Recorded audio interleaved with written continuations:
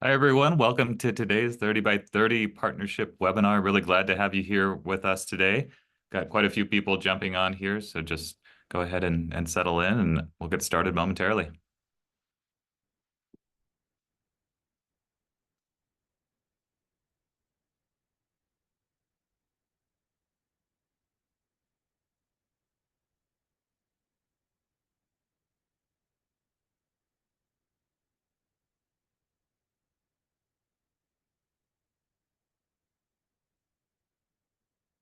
All right. Hello, everyone. Welcome to today's 30 by 30 Pathways webinar. Really excited to spend some time with you today. Our theme, reflecting back, focusing forward, advancing 30 by 30 in 2025 and beyond.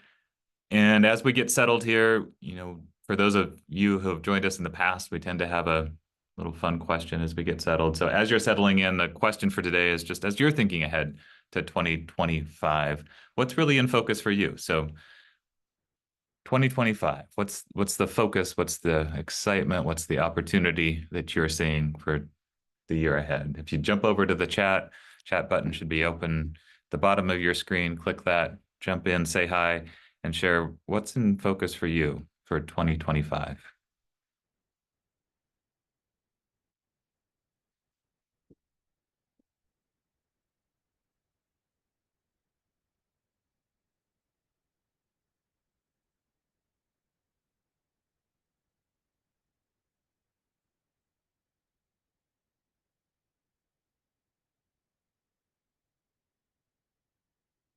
And as you're doing that, I'm going to go ahead and get us started here. Really just taking a moment to say hello again. Welcome. If I haven't met you, I'm Sean Johnson, the University of Montana, and really honored to be part of the team that's supporting CNRA and all of you in advancing 30 by 30 in California. And really excited for this webinar. It seems like at the turn of a new calendar year, we're always in that mode of reflecting back on successes and what we've learned and looking forward to what's in front of us. And certainly that feels like the case here. It's also great to have something that's a long-term goal where we've got a collective vision and a shared approach, and we're building insights, momentum, and tools to help us reach a shared goal over the long term. And we're at an exciting point in 2025 as we're halfway now to 2030 and thinking about what that means for our individual efforts, for the regions and places we care about, and for the state as a whole. As we look for today, I just want to quickly run through our overall goals for today, which are really to spend some time with you looking back at some of those successes and the progress and the insights that we've gained, as well as looking forward. Want to hear from different people, both within the state agencies and beyond, who are at the forefront of doing a lot of the shared thinking and action, keeping us informed and connected as we work towards the shared goal. And then spend quite a bit of time today hearing from everyone too. And we've got a fun exercise set up for everyone. So with that, let's take a quick look at our agenda. And this welcome is coming to a close here pretty quickly. And then we're going to shift into the momentum in the new year. And in a minute, welcome Deputy Secretary Megan Hurdle to the screen. And she's going to share a little bit of what's on her mind and where things are at the agency level.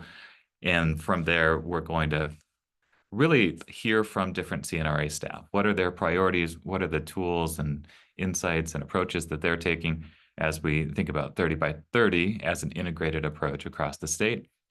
Want to also spend some time getting to know and hear from our partnership coordinating committee members. And there's some new members who have joined the PCC this year, have a chance to hear from them. And then this focus forward feedback session is going to be an interactive piece where we're going to use Slido, an interactive tool, to really hear from you around 3 guiding questions. And we'll get to those at that part of our agenda, but a chance to really use this webinar as a chance not just to share information, but to hear from all of you as we're in this transition from 24 into 25. But with that, just really excited to welcome Megan Hurdle back to the screen, who's providing so much of the leadership and guidance and inspiration for 30 by 30 at the statewide level. Megan, over to you. Thank you so much, Sean. I appreciate that excellent welcome, and thank you for setting out the roadmap of what we're going to cover today, and for inviting me to share some of my opening thoughts. And I think I just wanted to express what many of us are feeling today, and that is just the heartbreaking news of waking up each day to seeing tragedies all across the country. And I want to acknowledge that. And this webinar is going to take a few moments to celebrate some victories of the past year and talk about progress and things we hope to advance in the next year. But I know, at least for me personally, there's a lot of uncertainty about what's happening in Southern California, in our country as a whole. And I wanted to create some space for that and acknowledge that it's a little bit hard to find our footing and talk about where we want to focus our work. But also for me, being able to think about how our work is benefiting the health of communities, the health of people, and the health of the environment is a real grounding moment. And so I just wanted to start off by that and just acknowledge that our hearts and our thoughts are with all of those that are directly impacted, and even those of us that are on the sides watching this, and how it is impacting our day-to-day life. So with that, I do want to say, last year was an incredible year for 30 by 30. There were amazing accomplishments, and I want to share a few slides just because I feel like the images of what we saw really tell the story of 30 by 30. So I will put that up, and I did practice this before, but give me one moment to pull my slides up. It always works much better when you're doing it in the practice session. So as we're working on this, last year we were able to actually report that we reached 25.2% of lands conserved in California and 16.2% of our coastal waters as counting for 30 by 30 in California. This was part of the report that we released in September, and incredibly exciting to add roughly 860,000 acres to our conserved lands on the terrestrial side. Now, those additional lands, what made that up is new conserved areas, new acquisitions and fee titles and easements. It also included ancestral land return. It included things like improving the protection level on federal lands and state lands, restoring lands, and also lands that had been corrected as far as data goes. This, as one of our Canadian colleagues mentioned, means that we hit our 25 by 25 mark, which is really exciting. And it shows that we're actually on track to hit 30 by 30. Some of the major victories that came out of this include the fact that we're seeing our first ever ancestral land return. So roughly 40,000 acres are going to be going back to tribes in California. This is the first ever effort, and we're hoping to see a lot more of that going forward as we look at the expenditure of the climate bond in Prop 4. In addition to that, President Biden earlier in the year did the expansion of two national monuments, San Gabriel National Monument and also Berryessa Snow National Monument. So congratulations to the tribal groups that tirelessly led this effort, all of the NGO advocacy groups and others that work to expand these incredible places. And then President Biden did it one more time before he left office, with not a lot of time left remaining, but by designating two new national monuments in the state of California. So Chuckwalla National Monument down by Joshua Tree National Park. This is an incredible landscape, over 600,000 acres, and a really important place for many tribes in California, as well as endemic species there, both plant and animal. Thrilled to see that protected going forward. And I saw some comments in the chat that our focus in the work in 2025 is going to be making sure that this national monument, as well as the Satitla National Monument, continue to be designated and protected going forward. This was the second one that President Biden designated using the Antiquities Act on his way out the door. This is up in Northern California. Really incredible, beautiful landscape. And congratulations to Pitt River Nation and many tribes and advocate groups that worked on this. Additionally, as we'll hear a little bit later in the presentation, our Ocean Protection Council released their decision-making framework. Now, this is going to help us decide how we get to 30% in our coastal waters in California. And my colleague Mike Escrow will be on the phone to talk a little bit about that and some progress on the coastal side. And of course, we saw many of you in person and some of you virtually for our 30 by 30 annual summit here in Sacramento. Over 300 people came together, both to celebrate victories, to talk about where we need to focus going forward, and really to create the connections and networks we know that we need to get the 30 by 30 work done.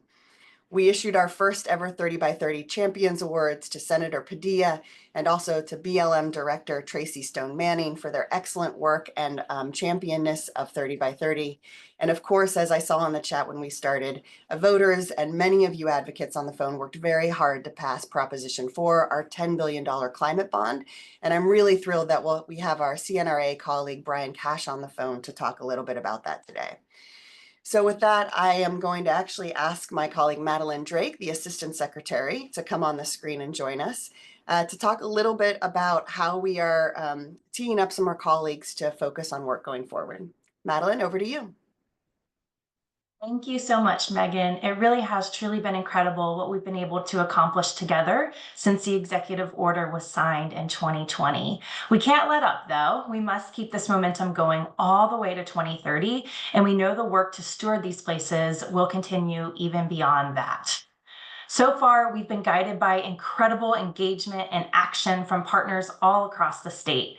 This year, we will continue our engagement through webinars, newsletters, local events, and our big 30 by 30 partnership convening in the fall, like we have the past several years.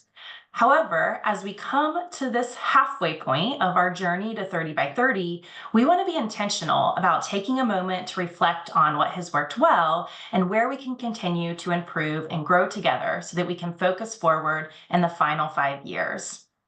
We actually started collecting feedback from partners who attended the 30 by 30 Partnership Summit this past fall in Sacramento. We read through all that feedback, thank you for all of those who provided it, and are already using it to guide planning for this year and beyond. We heard a wide variety of ideas and topic areas, from working lands to urban areas to community organizing, and ideas to make 30 by 30 accessible to more people with everyday actions anyone can take to help protect and restore biodiversity. In this year's Pathways to 30 by 30 Progress Report, we'll have a dedicated section synthesizing all the great feedback and ideas of how we can focus forward together. These are things that we can all be doing and thinking about to keep the momentum going. At today's webinar, though, I'm really excited to be giving you all a sample of the work that is to come this year. Topics that stood out as an interest for many folks included 30 by 30 in coastal waters, tribal stewardship, nature-based climate solutions, and again, thanks to the voters of California who passed Proposition 4 on the ballot this past fall, the climate bond, and continued funding for conservation work. We've invited our CNRA colleagues today to share updates with you all on how and what things are to come in 2025, and then how this work connects and guides our journey to 30 by 30. So I'm excited to welcome our first guest speaker, Michael Esgro, who's the Senior Biodiversity Program and Tribal Liaison with the Ocean Protection Council. And he's also a new member of our 30 by 30 Partnership Coordinating Committee. Mike's going to provide an update for all of you all on work that they're doing for 30 by 30 in coastal waters. Over to you, Mike. Thank you so much, Madeline. And I'm going to share my screen here really quickly. Okay, hopefully everyone can see my screen. Excellent. All right, well, thank you so much. Just like Madeline said, my name's Mike Esgro. I work at the Ocean Protection Council, which is a cabinet level policy agency within CNRA that really serves as the governor's advisor on ocean and coastal policy. I have the privilege of leading our biodiversity team. So my team focuses on 30 by 30, marine protected areas, restoration, fisheries, and aquaculture. I also lead up our tribal engagement as well. And like Madeline said, really excited to, as of last fall, be joining the 30 by 30 Partnership Coordinating Committee. So today I'm going to talk a little bit more about 30 by 30 in the ocean, some of the progress we've achieved in 2024, and some of our top priorities for 2025, which is really going to be a pivotal year for us for 30 by 30 in coastal waters. So first off, as Megan mentioned earlier, and I need to update this map, I'm realizing, because this is before that additional almost 900,000 acres that were reported out in the last progress report. We're at about 25% lands conserved, 16% coastal water conserved. That 16% is the area that's covered by our statewide marine protected area network. So right now, that is the designation in coastal waters that we feel meets the strong definition of conserved in Pathways, which is really about durable protection for biodiversity benefit. So 16% is a lot. It gets us a little bit more than halfway there, but I'm very mindful that it's 2025 and we've got 500,000 acres left to go in only 5 years. So we've got some work ahead of us.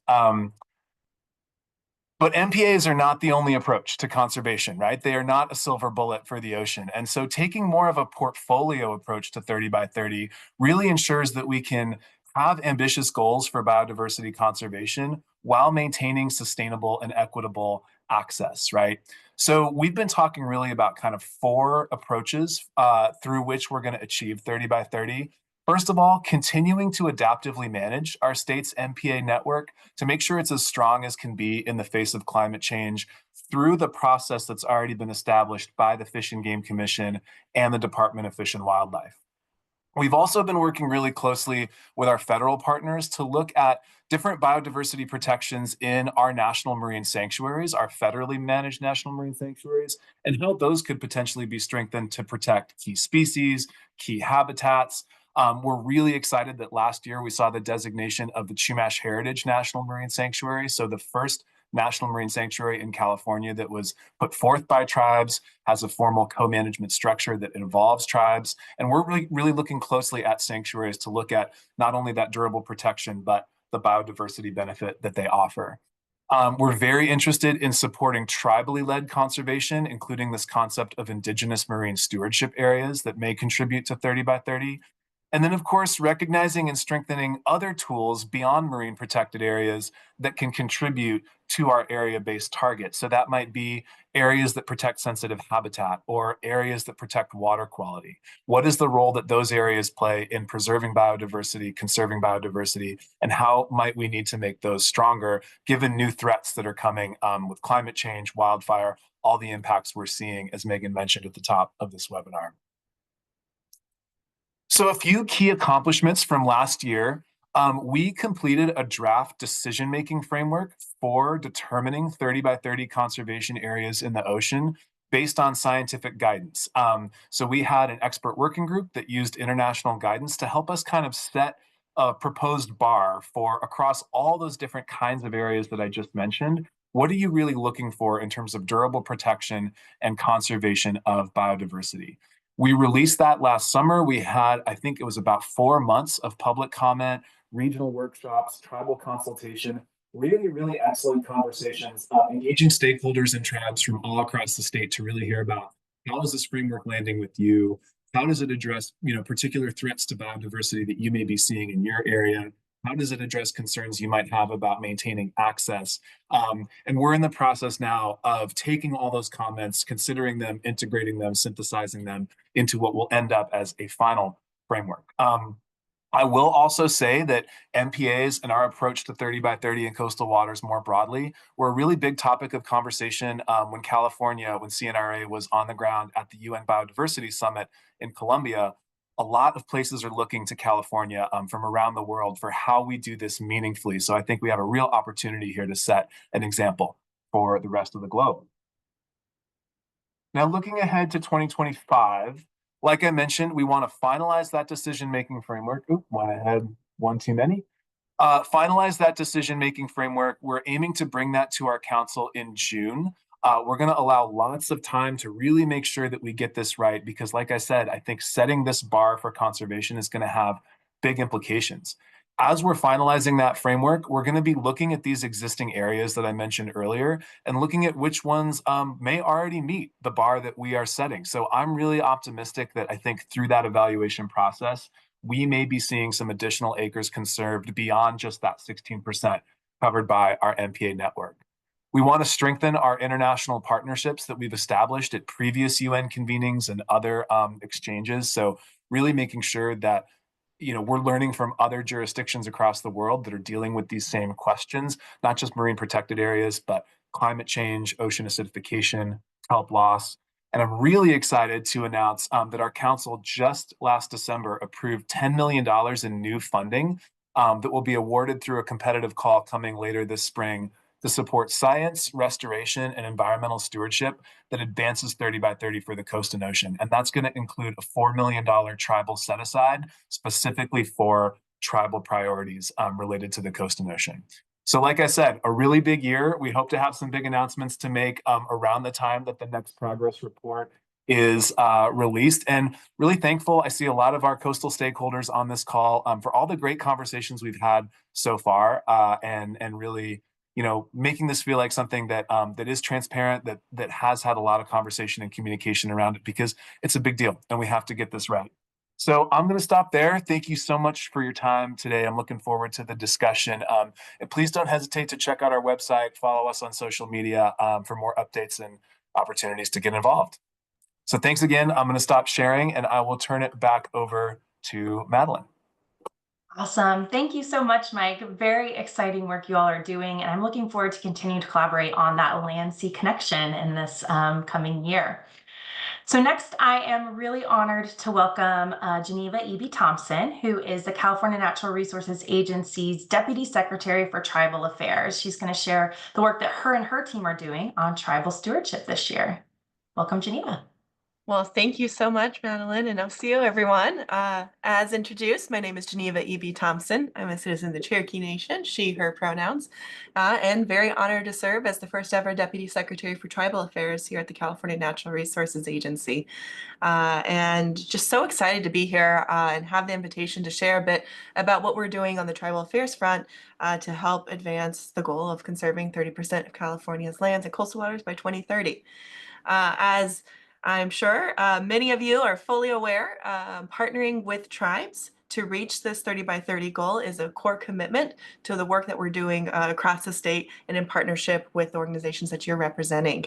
And I just wanted to take a moment just to say thank you, Wado. I really appreciate how much time and energy each of you have shown to identify opportunities to partner with tribes in caring for these important lands and waters that we all rely on. We have a history of historical wrongs that have made lives hard for the Native communities, for California Native American tribes, that we have to grapple with and that we have to fully understand and then start towards healing.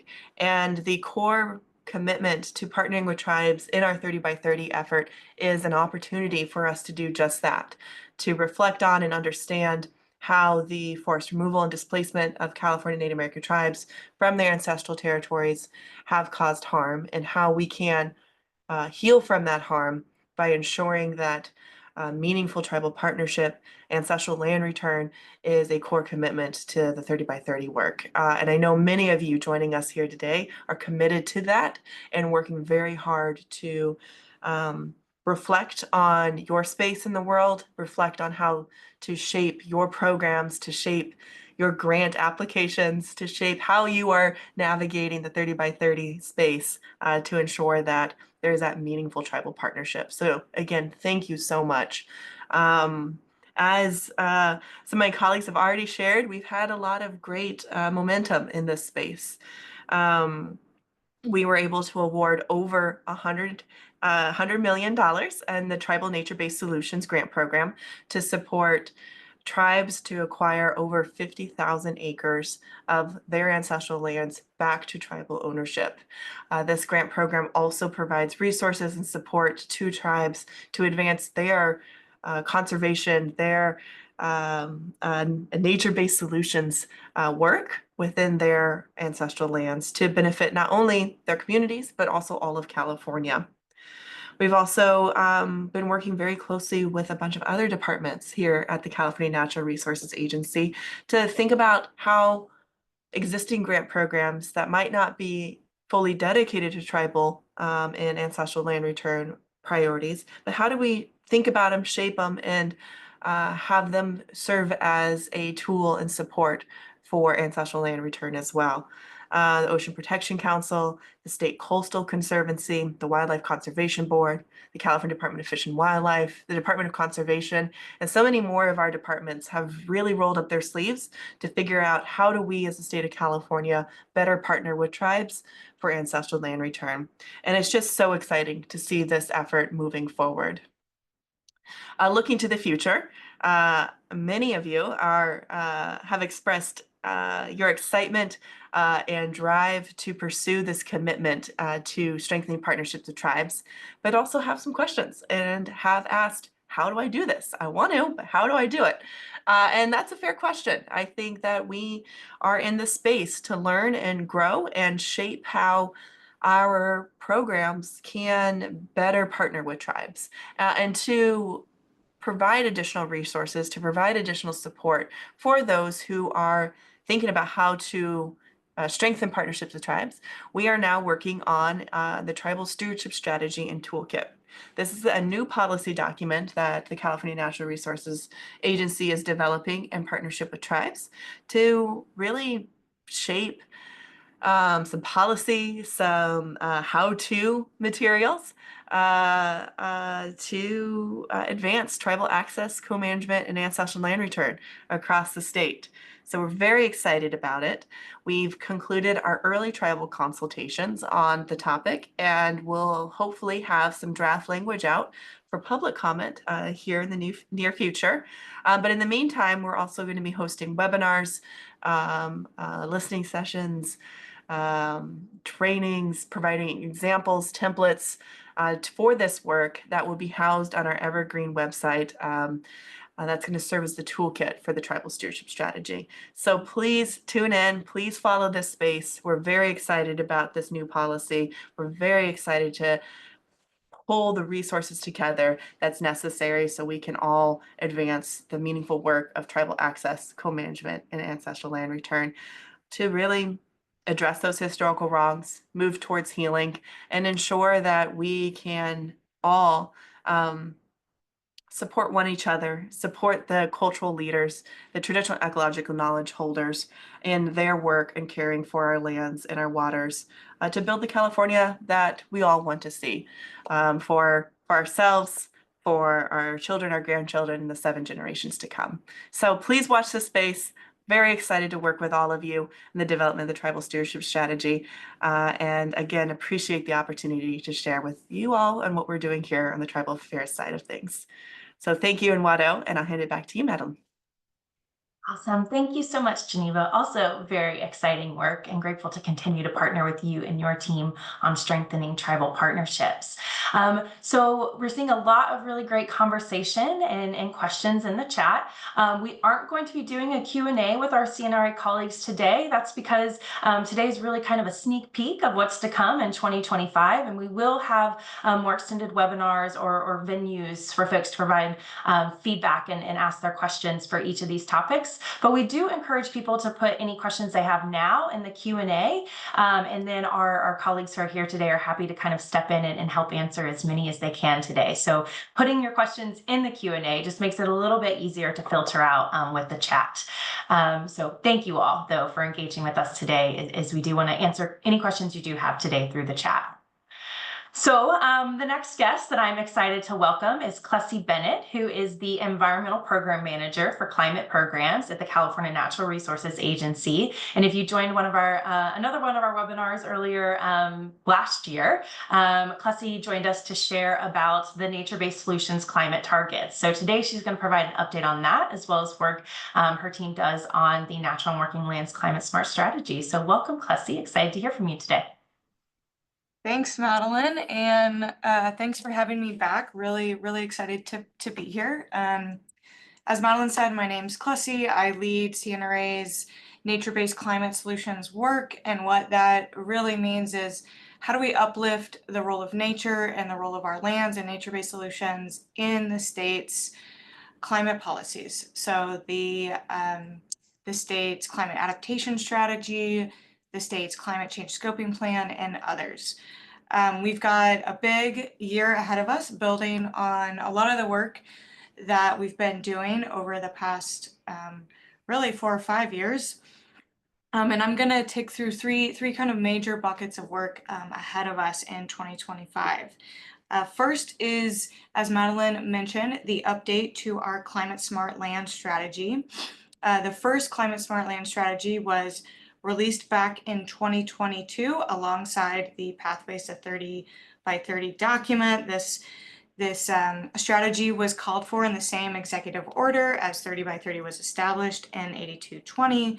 And the strategy really coordinates and accelerates the use of nature-based solutions as a climate strategy across the state. We'll be updating that strategy this year. We'll be reflecting updated science as well as updated data around different land cover types. We'll be integrating our nature-based solution climate targets that I spoke to you all about last year into this update, including the identification of barriers to achieving these targets and how we may overcome those barriers. Speaking of the targets, we released a series of 81 nature-based solution climate targets last April, and these are really quantitative goals for land management actions to build the health and resilience of our landscapes in order for them to help us meet our carbon neutrality goal, as well as build resilience to various climate impacts across the state. We are now embarking on the implementation of those targets, and that includes through the rollout of the 2024 climate bond, which you'll be hearing more about from Brian in a minute. This will also include developing how we will track our progress towards meeting these targets. So we're required at the Resources Agency to report out every 2 years on our progress towards meeting these targets, which go until 2045.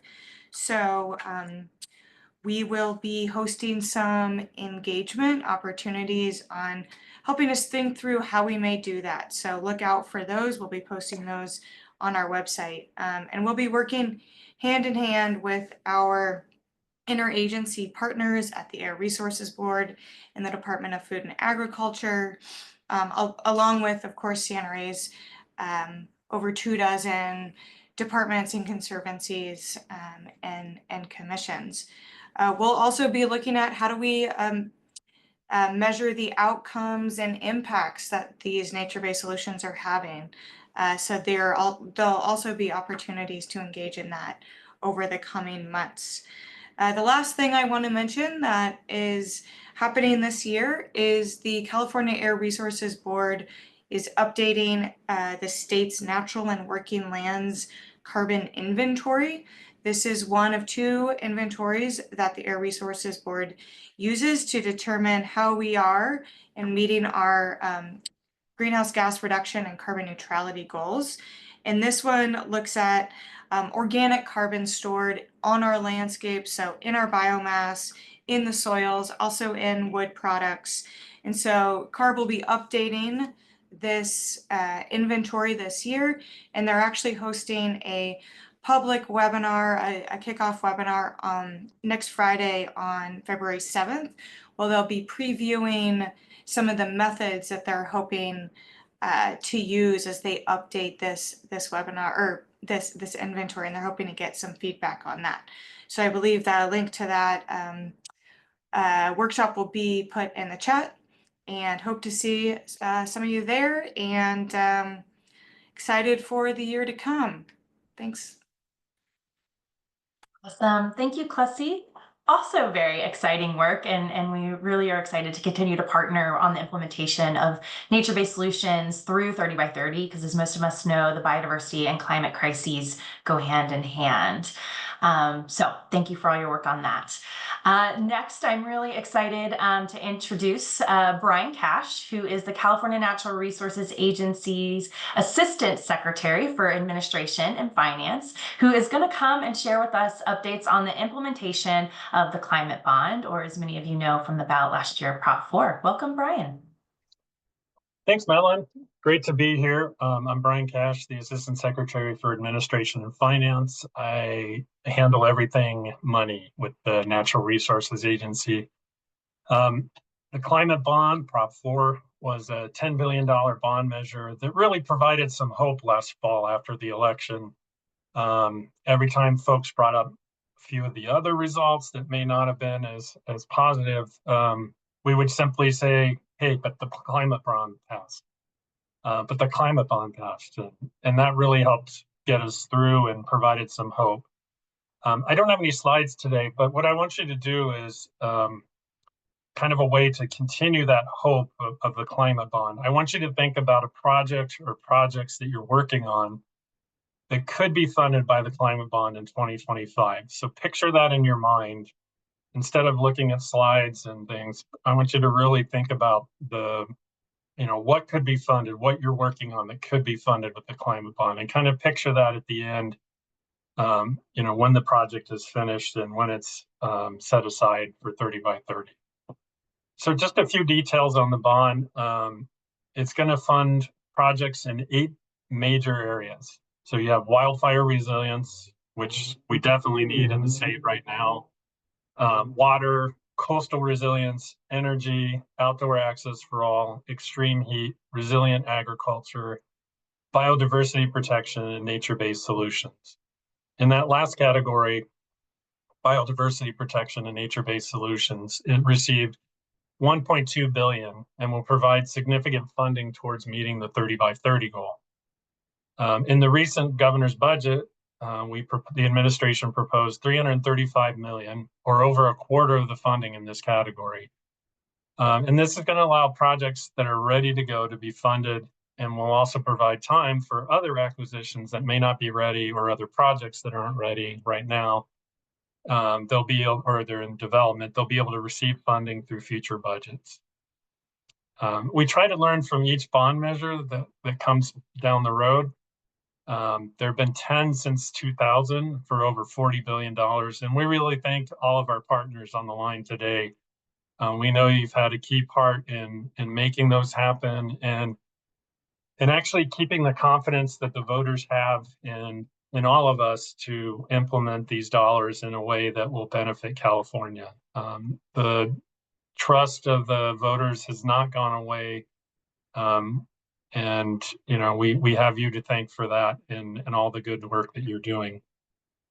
We try to learn from each bond measure, like I said, and we're committed to improving this time too, and to roll out these funds in a way that is strategic, coordinated, accessible, accountable, and really prioritizes multi-benefit projects when possible. So being strategic, we really want to deploy the funding to projects that help us advance our different strategies, like the water resilience strategy, nature-based solutions targets, the salmon strategy, and of course, 30 by 30. And we can use this funding to really make significant progress on all the governor's key strategies. And then in multi-benefit and long-lasting outcomes, we can prioritize multi-benefit projects for funding by updating and shaping program guidelines. And we'll need your help on that. There's going to be a lot of opportunities to provide input on program guidelines as we go along. And we want to hear from you. We want to know how we can make it easier to get the funding out the door, how we can help you fund projects that are really needed in your area. And then we want to improve coordination between our different departments. We can work with our programs that have, shared purposes and complementary funding sources, and use that as a way to leverage funding and to do landscape level projects, regional scale projects. And then being more accessible, we want to develop clearer, more community-friendly pathways to accessing funding. We don't want this to be a bond where the same usual suspects are getting funding. Well, they're going to get their funding too, I'm sure, but we want to actually reach out and find new partners to help us along the way. So funding will go to the usual suspects, the people that we're already working with, but we also want to reach out and find a way to bring more people on board. So the more of us that are involved, the more work that we're going to be able to get done in many different areas. And then finally, we want to be accountable. Like I said before, we have a lot of trust with the public on using these bond funds in a way that'll make a difference. And we want to be good stewards of the funding. And we want to be transparent. So there'll be a lot of information on the programs posted online, and there'll be a lot of reporting that will happen. All the projects will be reported, similar to what we've done in the past on our bond accountability websites.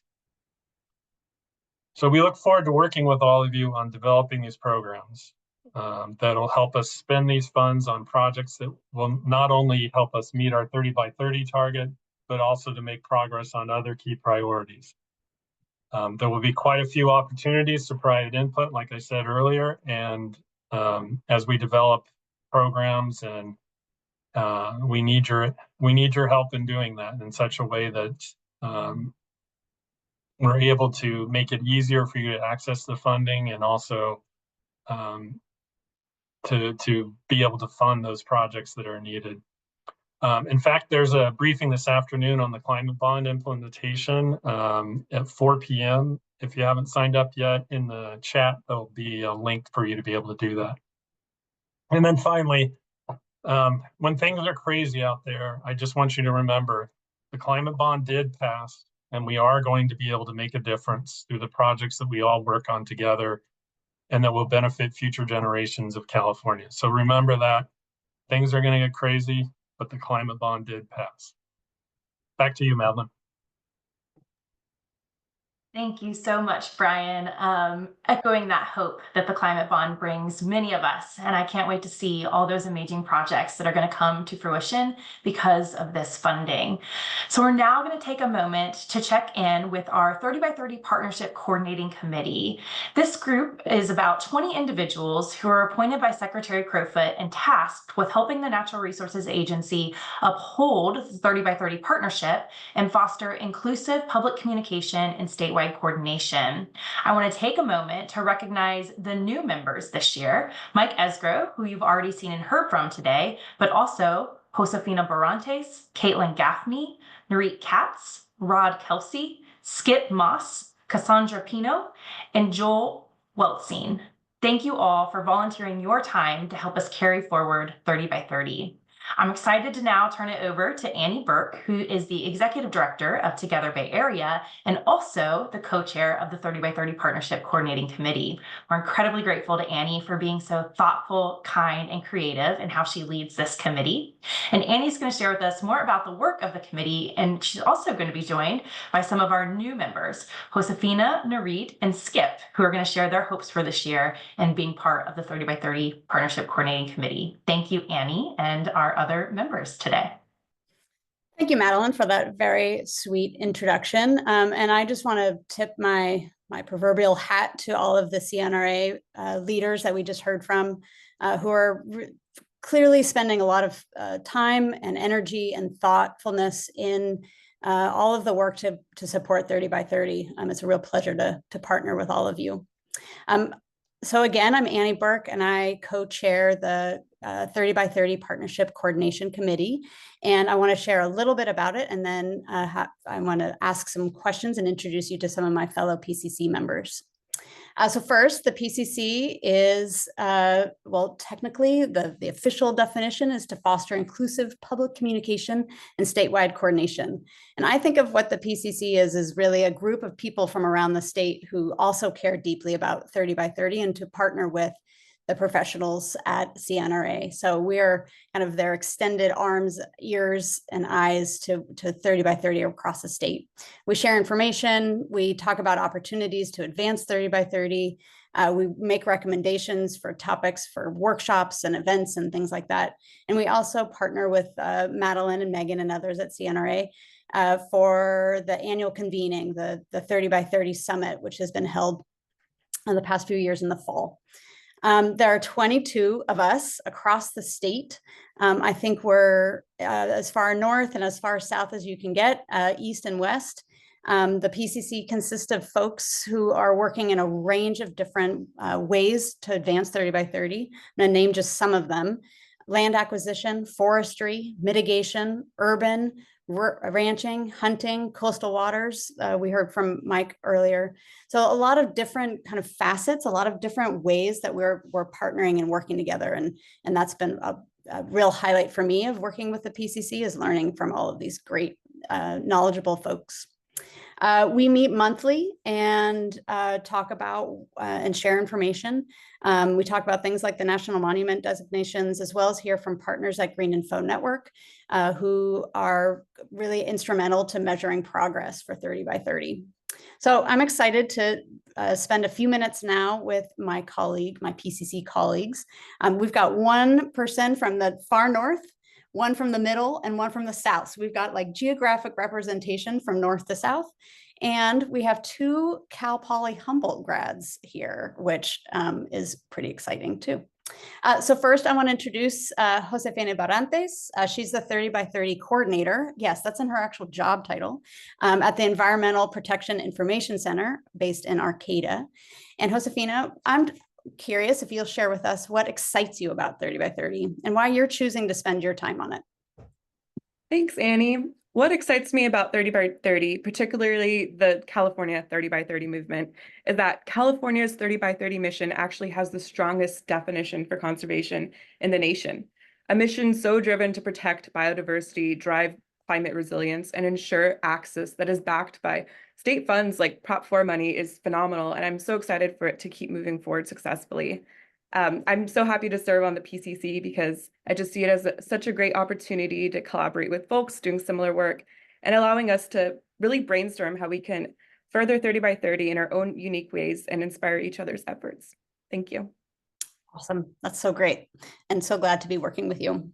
All right. So you're up in farther north, up in big redwood country. Now let's go down to the Southland to LA. And I'm really excited to introduce you to Nurit Katz.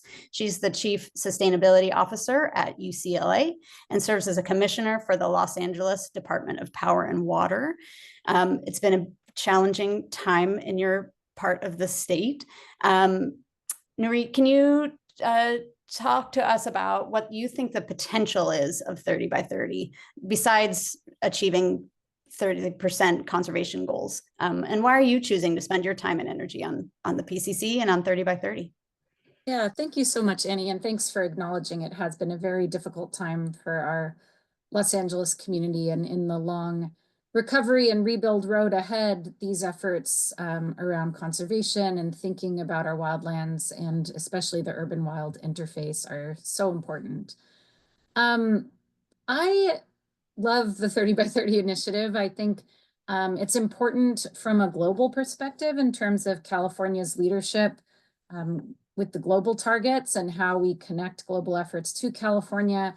But I also see this potential for this statewide initiative to really be a catalyst in engaging all Californians in biodiversity and conservation and kind of being an umbrella for the huge diversity of conservation efforts and biodiversity efforts that exist. And so I'm really excited to bring some of those perspectives to the PCC and hopefully help think about these complementary efforts that might connect residents, businesses, everyone across California in rural, but also especially urban areas that maybe sometimes aren't thought about in terms of biodiversity, and really help them connect to the initiative and see what they can do in their own backyards and their own organizations to support California biodiversity.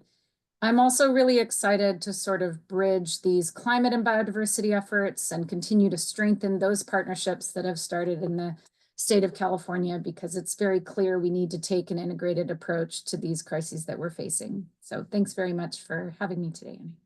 That's great. Thank you for sharing. It's a pretty big thing that we're working on. It's like simple 2 numbers, but has so much more, so much power in it. So thank you for sharing. And welcome, Skip. Skip is the Chief Strategic Officer at the Natural Resources Group and works on mitigation. And you're, I think, maybe smack dab in the middle, north-south of the state, maybe east-west as well. Skip, welcome. And can you talk to us about what gives you hope about 30 by 30? Absolutely. Thanks, Annie. And yeah, I'm located here just outside of Fresno. So I think pretty squarely in the middle. The opportunity to be here and to promote 30 by 30 is something I'm really excited about, especially as it relates to the San Joaquin Valley, which I think is an area that's been underrepresented in the conservation landscape. I'm also excited to help sort of promote the idea of private sector conservation and how the private sector community can contribute to achieving these 30 by 30 goals.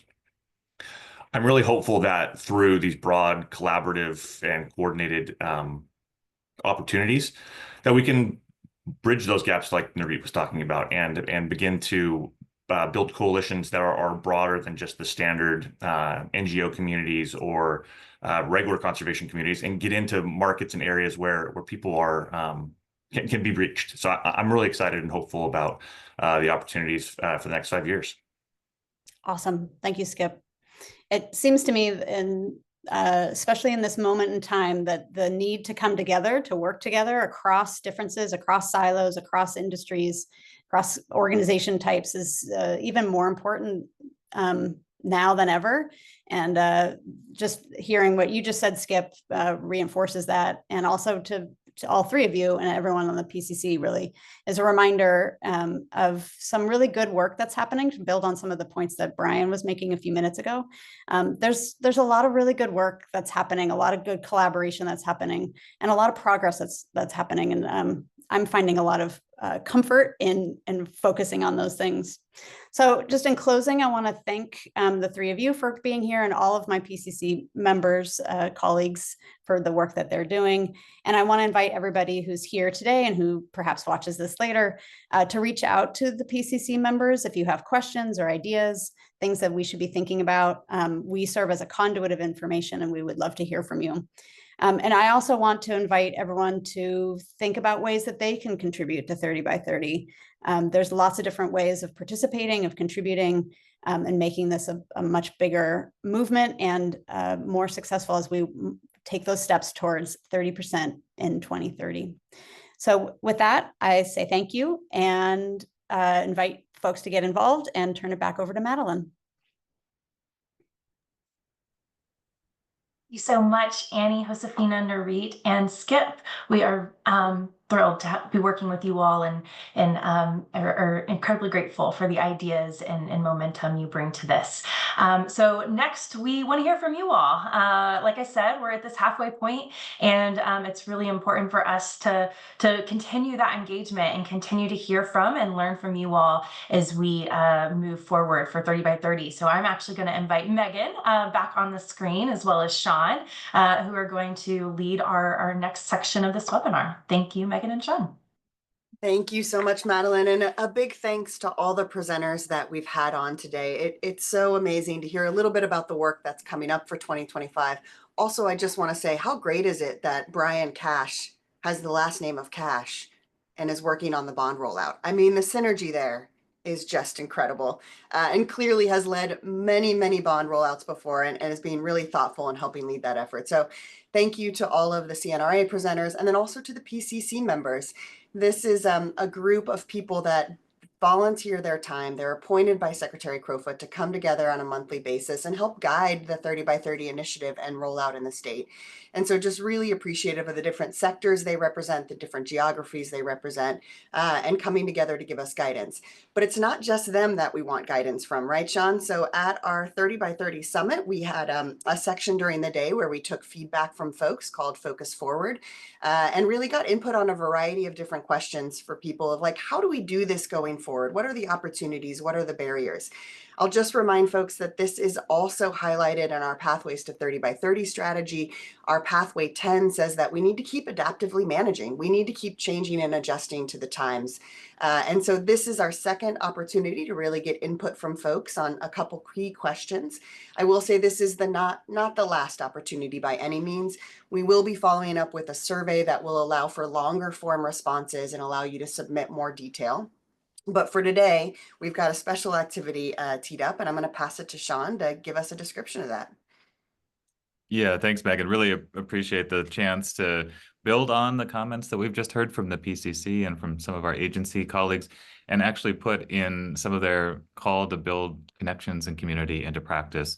These webinars are often set up where you're just in listening mode, and we appreciate that. And I think there's so much good information to share, but we wanted to spend part of today's webinar really listening to and learning from everyone who's joined us today. And so what I'd like to do now is invite Nick to put a slide up that's going to introduce us to a new tool called Slido. Some of you guys have used these interactive tools before, whether it's Poll Everywhere or Mentimeter or Slido. Slido is the one that we've chosen to use for today. And it's a pretty simple tool. You just go to slido.com on either another screen if you've got another window open on your web browser or on your phone. And once you're at slido.com, you can enter this code, the 6165252, or maybe you've got your camera open and can just scan the QR code. But once you're there, what we're going to do is invite a series of 3 questions that Megan's going to moderate. And just as we do that, a couple of things that I think we're going to help make this really run smoothly. One is we really are looking for short responses. So something that's, a sentence or less, where you can respond quickly to the prompt that's being shared, looking at progress that we're making and looking at challenges. We'll see the specific questions here in a second. You can share more than once. And so if you've got a couple of things that you'd like to respond to, please go ahead and share those. But think about this as more like those short little social media posts than a paragraph response or an essay response, just really quick things. We are really looking to build on the conversation that we've had already and speak from your own experience. So how is it that your voice, your contributions, your experiences, your insights can help us both identify those areas of progress, look for potential areas where we're still needing to dig in, and then also looking ahead on some specific topics. So really be thinking about how can your voice contribute to the statewide goal of achieving 30 by 30. And the last couple of things I'll say is that we really do want to use this information too. So the more focused this is, the more it's really on the purpose of today's gathering of really building this shared knowledge. I think the more actionable it will be. And then just finally, you might see things here that are not your own perspective or interest, and that's fine. We really do want to just make this a space where people can share and hear each other's opinions in a really respectful way. So those are the guidelines that we'll use here. I think as soon as you're ready to turn it live, Nick, we can go ahead and start the first question. And Megan, I'm going to turn it back to you to moderate. Great. And Sean, feel free to jump in as we see the answers come into this. So the first question that we're putting up here is, where have you seen progress to conserve lands and or coastal waters? And, we've made this incredible progress of reaching 25.2% on land and 16.2% on coastal waters, but we know we have a lot more to go. So it's roughly 4.8 million more acres on land and 500,000 acres in the coastal waters to reach that 30% goal. The other thing that I'll add on here is all of us know that this 30% is really a minimum to be able to conserve biodiversity, to work on our climate resilience and mitigation, and to think about those places where it's right to have public access. So I would say, let's talk about in here both where you're seeing progress for 30 by 30, but also where you see some progress in some of the complementary conservation actions that are taking place. And I've seen some great dialogue in the chat about some of the urban biodiversity, hedgerows, things like that. All of this is contributing to the broader goal here, which is to sustain biodiversity in the places that make California amazing. So some of the things that are exciting to see come in here, private lands. We're really excited to be talking more about how private lands come into the picture, particularly as we know that some of the gains we've seen over the last few years on federal lands with increasing protection and management are likely to slow down. Smaller entities, city, counties, parks, open spaces, green belts. There's a lot of energy right now about urban biodiversity. Sean, I don't know if you're hearing that across some of the other coalitions you work with. Yeah, really building off some of the comments to the PCC, actually, a lot of interest from a range of different perspectives and geographies, really thinking about trying to identify and reach out to maybe some of the unusual partners that we've seen in the past, and really thinking about the opportunity of 30 by 30 of being a way to invite conversation around some of those critical issues, kind of a catalyst for that kind of broader coalition that Narit was speaking about. Yeah, absolutely. Absolutely. Love seeing the call out for River Partners on here. Just this last year, River Partners worked with California State Parks to actually have our first new state park in more than a decade, and that's Dos Rios. That's not far from where PCC member Skip Moss is.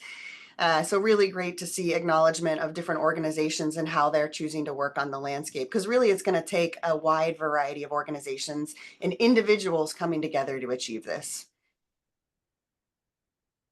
Pitt River Nation, congratulations again on Satitla. That is incredible progress that has been decades in the making to protect that really important landscape up there. I'm actually seeing quite a lot come across about the coastal water piece.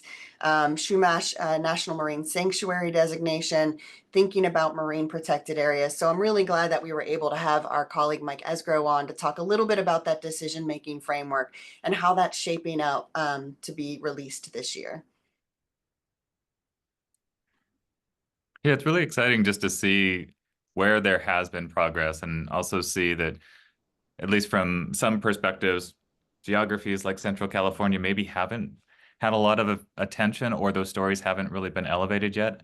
I think there's a lot of hope in looking back and looking forward, right? We're able to see where there may be some gaps in where some conservation priorities have been set, or just where those conversations are younger and are more emergent. And so I think regardless of where you are, there's an important conversation happening in your landscape, and it's trying to connect to those and find those pathways for conversation and then future actions. That's a great point. And I do want to just remind folks that we will actually have a record of everything that you're putting in here. So even though it's moving down off the screen, rest assured, we will see all of them after this presentation. And our plan here is we're going to incorporate this into part of our annual report to really have a section that is this focus forward, where we're reflecting back on where we've seen progress and also looking forward on where we've seen some opportunities or gaps. And I do want to let folks know, if you haven't had a chance to visit our CA Nature website yet, I would encourage you to do so. There's some incredible mapping and data resources on there. You can go and look at the state as a whole, or drill down into county level and below and look at what habitat types are protected under 30 by 30 right now. Who owns that land? Is it publicly accessible? There's a ton of data transparency and information online, and that can actually help us think about where are those gaps going forward.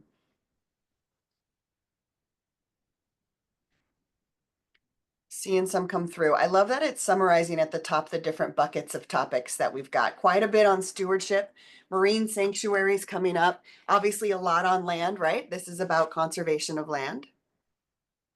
Sarah is asking in the chat where to find the information on protected land. So I'm hoping as we're moderating this, someone can drop the link into our CA Nature website, and hope that folks can go there and take a look at that resource that's online. Yes, Klamath River Dam Removal Project. I didn't highlight that in my opening remarks, but what a generational win on that one. And the fact that salmon are already coming back up that river just after the last dams have been removed. Talk about trying to find these stories of hope as we deal in uncertain times. That one has really warmed my heart and carried a lot of energy forward, I know, for lots and lots of folks.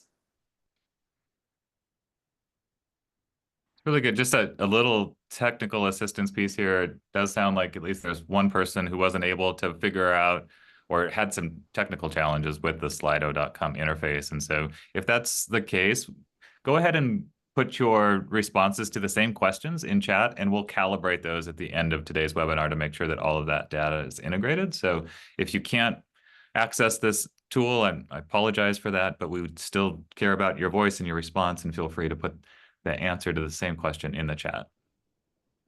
Thanks, Sean. I'm super grateful to have somebody with your tech savvy on this call. Much appreciation for that.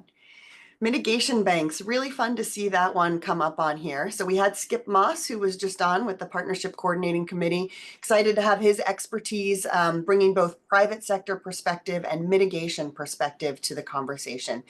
Advanced mitigation and mitigation banks are one of the ways that we will reach 30 by 30. They're providing incredible habitat, protecting some of the most sensitive species and sensitive places in California, and really helping us make sure that we have a California that continues to be a place that has housing, right? That we've got safe roads. So really loving to think about how does that private sector investment come into this broader picture and our broader goals here. Wildland urban interface. Oh, we've got some experts on here, Sean. Permittee responsible mitigation projects, land conservation. This is great. Some real technical experts that are looking at the various tools that are in the toolbox to be able to get to conserve land that's managed for biodiversity.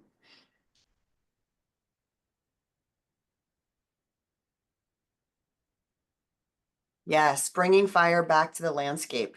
So important. And, you know, Geneva was on here earlier. She's been working very closely with many tribes and many state departments to think about how do we bring this beneficial fire back, and how do we really change the narrative that land historically was not managed, right? That land and the environment is separate from people, when I think what we have learned is that was a mistake and not true.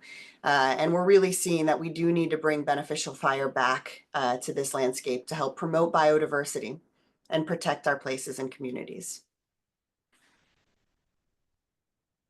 Yeah, it's great to see a lot of these individual areas of expertise and focus, and then also scale back and look at the collective amount of effort that's been put in different areas of focus and how that's all helping point towards the broader 30 by 30 goals. It reminds me of the 30 by 30 pathways document, where we've got these 10 different pathways, and all of them are really important to explore and advance as we're thinking about where are those areas of challenge and concern, as well as progress and opportunity.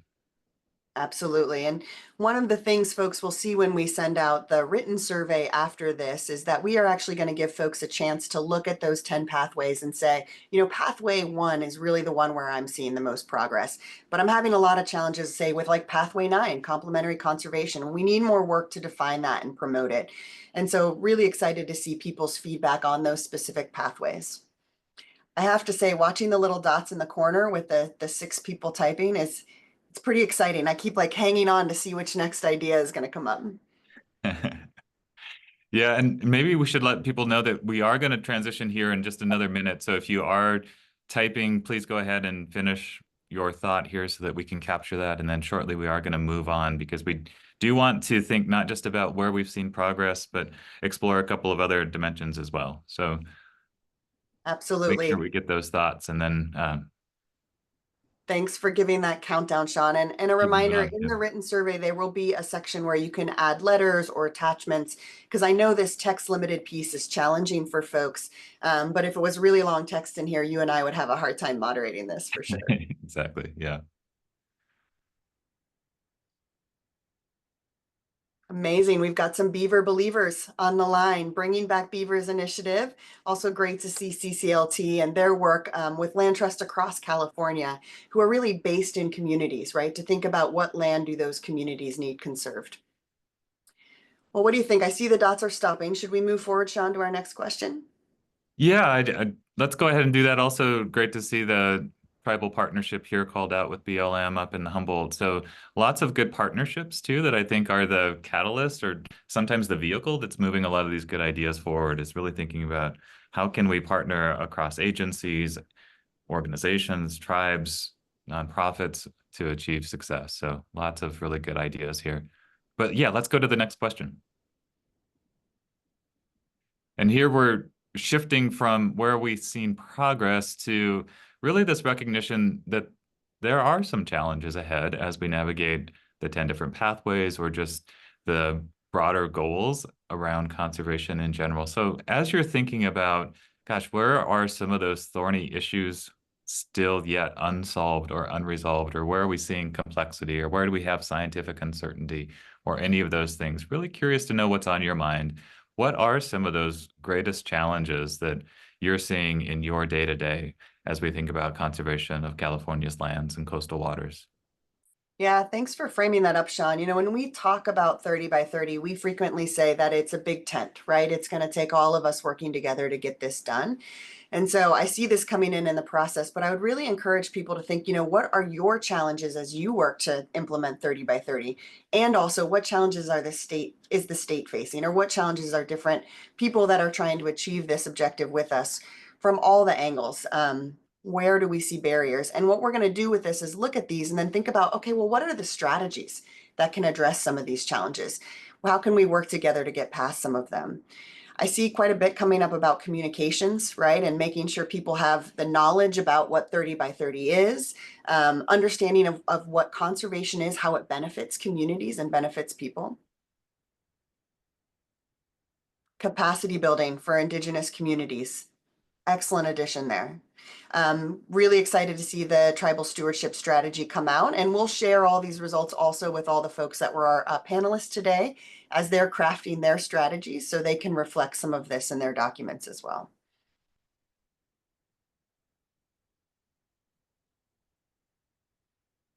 Some of our land uses, right? The challenge of thinking about how do we build affordable housing and preserve open space.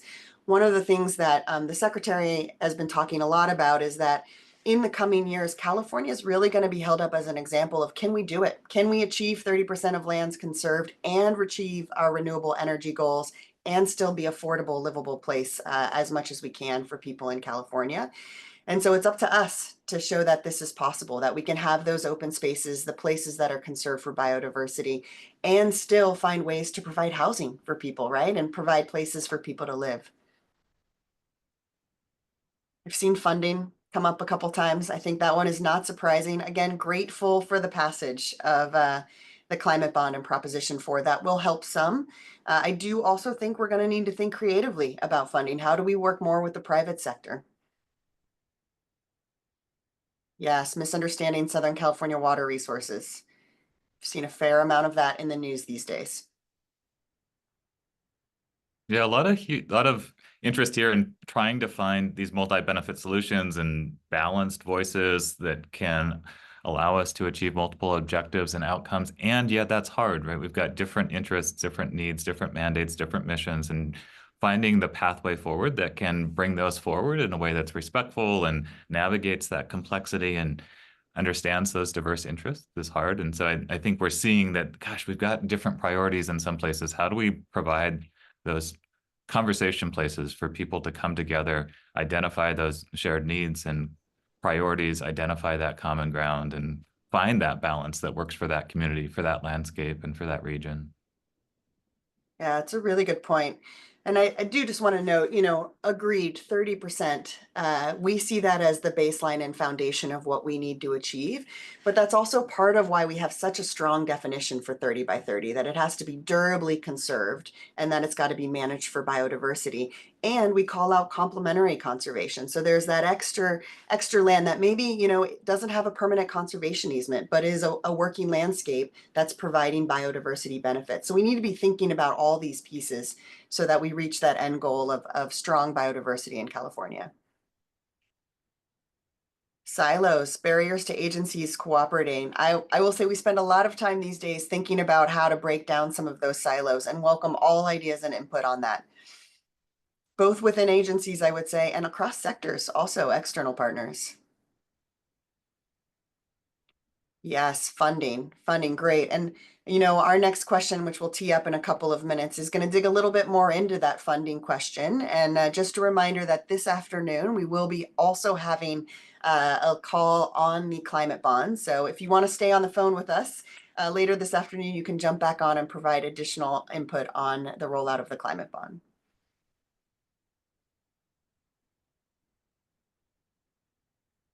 That's great. And maybe just a note here on this one too, that we'll leave this open for maybe another 2 minutes here. Want to make sure that the 3 folks who are typing now have a chance to submit their thoughts in response to this question on greatest challenges. And then we do have one more prompt here that we'd like to get to, but these are great. Really appreciate people thinking about where are those challenges in your day-to-day work? How is it around a communications, a funding and information, a partnership challenge? How do we articulate that so that we can start to address those within different conversations that we're a part of? And I think this gives us a real chance to focus on what you're seeing as those greatest needs. Yeah, really great insight coming through here. You know, Sean, when we were planning this and we were talking about 10 minutes roughly per question, I thought it was going to be too long, but clearly there's so many great ideas and expertise in this audience. I think we could have run each of these much, much longer. Streamlined permitting process, that is a really great one. I just spent yesterday with roughly 70 folks from the Department of Fish and Wildlife that were getting training on mitigation, advanced mitigation, and talking some about these cutting the green tape tools that are out there that can help move restoration and habitat management faster, right? Because it's not just enough to conserve the land. We really need to make sure that it's managed for biodiversity.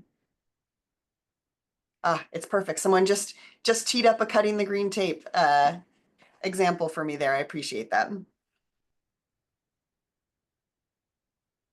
Great, great. How do we balance that access and that biodiversity? Well, what do you think, Sean? Last 2 participants, if you want to get your comments in, we're going to move forward to our last question today.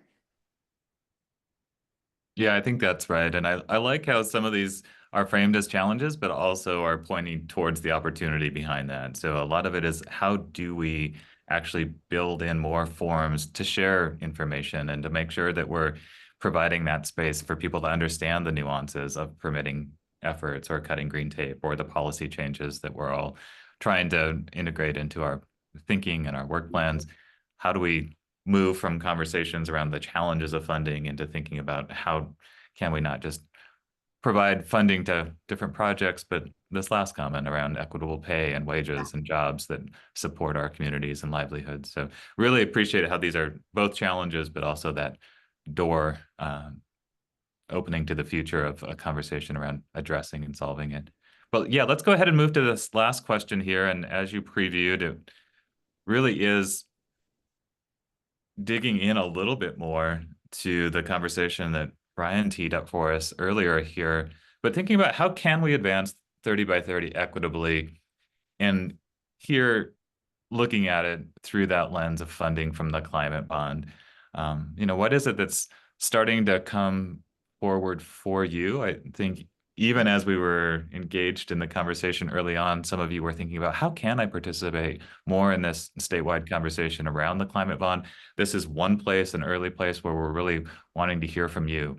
How can we advance 30 by 30 in this case equitably with some of that funding? And Megan, really curious to hear from your perspective what you're thinking or hearing at this moment in time. Yeah, on the Proposition 4 climate bond, what I'm hearing is a lot of enthusiasm, right? And a lot of excitement about it.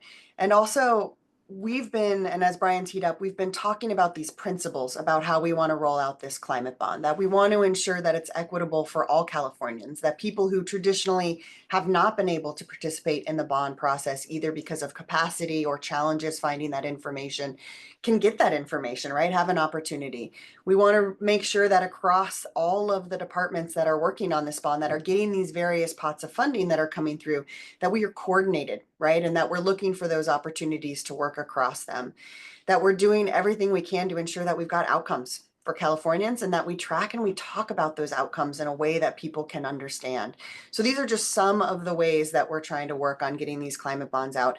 And we're taking the moment now as the budget process goes forward with the governor and the legislator to have conversations like this one, like the call that we're having this afternoon, like the survey that will be going out both for 30 by 30 as well as a survey for the climate bond to get that information in.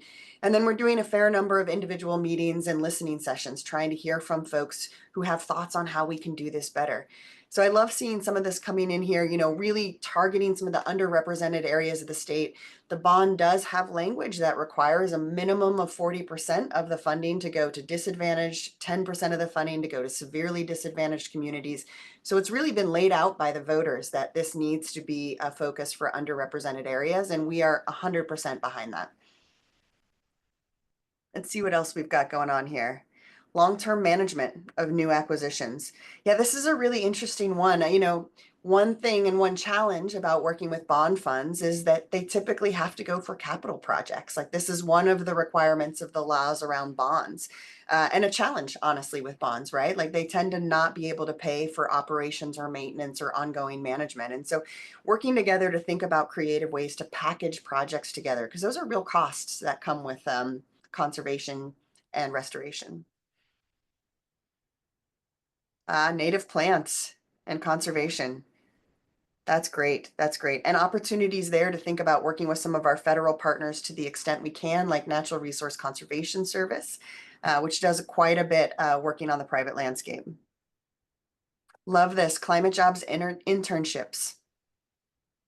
Yeah, really seeing that intersection with workforce development throughout here, as well as community engagement. How do we really think about who we're partnering with to create these pathways forward, to spend this money where it can have the greatest impact over the long term? Also appreciate that people are thinking about the long term. Several comments in here, let's make sure that even though we might be thinking about a near-term investment, how can it have that long-term impact? Yeah. And this communication strategy one that just came up, we can apply that also to 30 by 30, not just the climate bond, right? Thinking about how are we meeting people where they're at with the communication tools that we've got. And would love ideas from folks as you fill out the survey after this, or what are those key communication avenues that you see working for different communities? You know, we've got the standard ones that I think we rely on as a state agency, but we are certainly missing many of the communication venues that we should be using. Yeah, I also like this latest comment about distinguishing between identifying and prioritizing. At some point, we're going to have to think about, well, what are those criteria that really help us make sure that we are advancing 30 by 30 and other goals equitably in line with the priorities that we set for how to spend this money? So I think that's such an important question. It's not an easy one, but it's good to flag it now so that as we think about all the different things, what are those criteria that will help us set those right priorities? Yeah. Totally. And what are some of the pieces we can do, like wildlife connectivity, that take individual areas of habitat conservation and really elevate it, right? It allows species movement across areas, looking for those linkages, both for people to this work, as well as for animals and species between habitat places. Inclusive planning, capacity building, indigenous communities, marginalized communities. That's really great.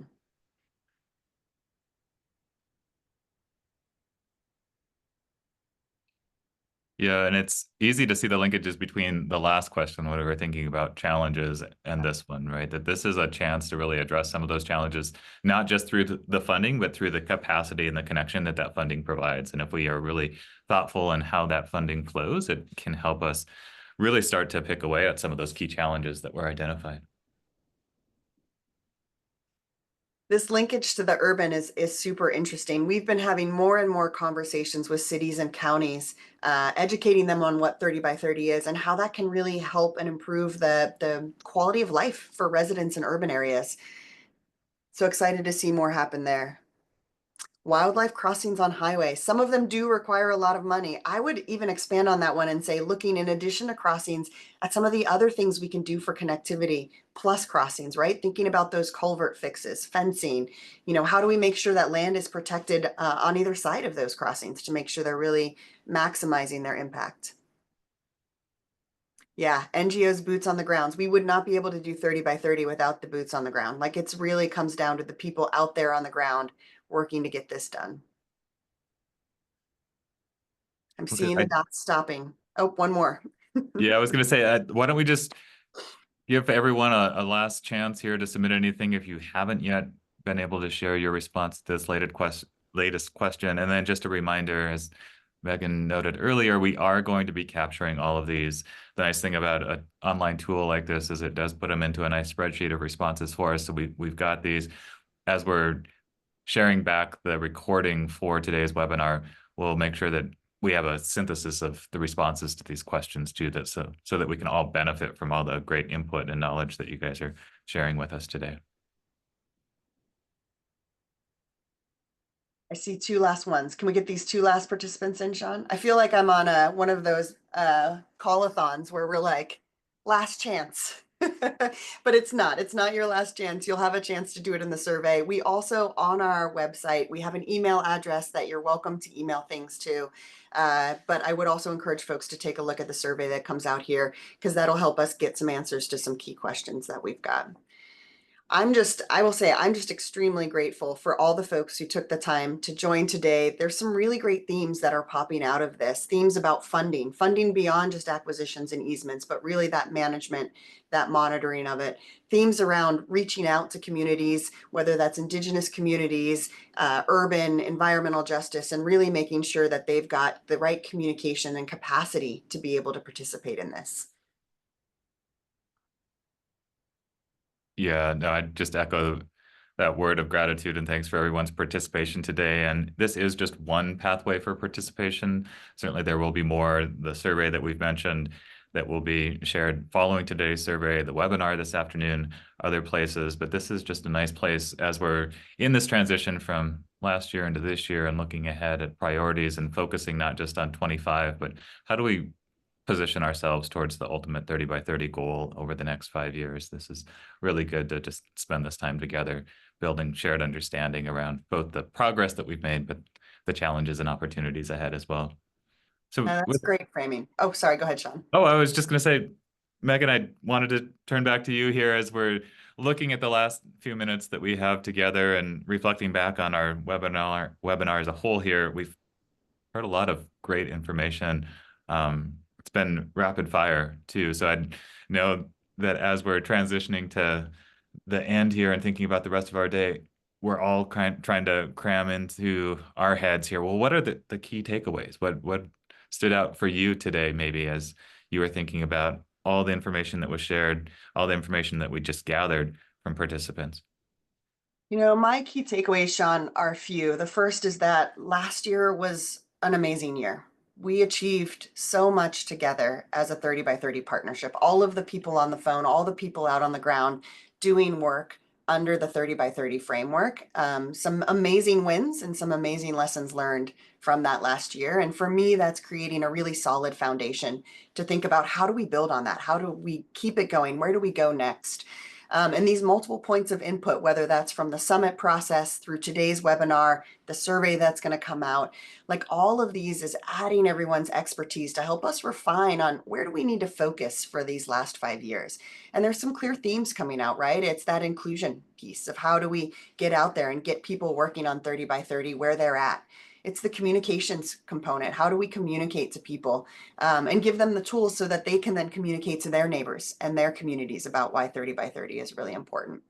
There's this question of funding. You know, it is an everlasting question of how does the funding show up to get this work done and to make sure that this land is managed going forward and that the people that are doing the work right on the ground have the funding to be able to have a good quality of life and keep it up.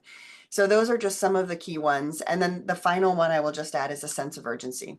You know, 5 years seems like it is a long time, but I can tell you from reflecting from my colleagues with CNRA, the first 5 years went by very, very fast. And so we're aware of the time that we've got to get this work done and just real appreciation for everyone showing up and their commitment and passion. Wonderful. I really appreciate the way that you were able to synthesize in real time and identify those categories because it was all about the connection, the communication, the urgency, the pathways forward that are going to propel and fuel us over those next 5 years. And I think a lot of it is the hard look at the work we're doing. Where is it that we can expand upon the progress that's been identified? Where can we put the climate bond funding to its best use in order to advance not just on the ground priorities today, but build those pathways towards a more inclusive approach to conservation that helps support workforce development and other multi-benefit goals. So thanks for calling out what you see as those priorities, for building on the momentum and the enthusiasm that you and others on the screen and everyone who joined us has been building together over the last 5 years as we look forward to the next 5 years and beyond. I really do feel like, and I've shared this with a lot of you, that 30 by 30 is a wonderful framework for us to really have important conversations that will live well beyond the 30 by 30 goal. And it's a chance to really come together as a community to identify those shared priorities. I just want to say in closing, there are a couple of things just as reminders. There will be a survey that will be sent following this to everyone that registered to participate and share more information around what you're seeing as needs and challenges and priorities. We're really asking you to think broadly about what those are, but also connect to the pathways and the 10 pathways in the 30 by 30 report. And then again, a final reminder that there's a webinar this afternoon, so that if anyone wants to learn more about the climate bond and some of the immediate next steps there, you'll have a chance to do that. Anything else you'd like to share just in closing? Just gratitude for helping us continue to adapt and grow and learn how to do this better, right? Like it's a continual process. And we're really grateful to be in this process with all of you who are on the call today. Yeah, very good. Well, thanks for those final words. Thanks for everyone who found time to join us today. Just hearkening back to how challenging this year has been for many in Southern California, and in particular. Thoughts are with you. We know that building community helps us be more resilient in times like this and in times of change. And so it's not just about holding space for goals for the future, but really holding space for where everyone is right now, and just appreciate you still finding the time to be with us, to be in community, and to think about our shared goals and collective ambition as the state of California. So thank you, be well, stay in touch, and that's it for today. Thank you. Thanks all.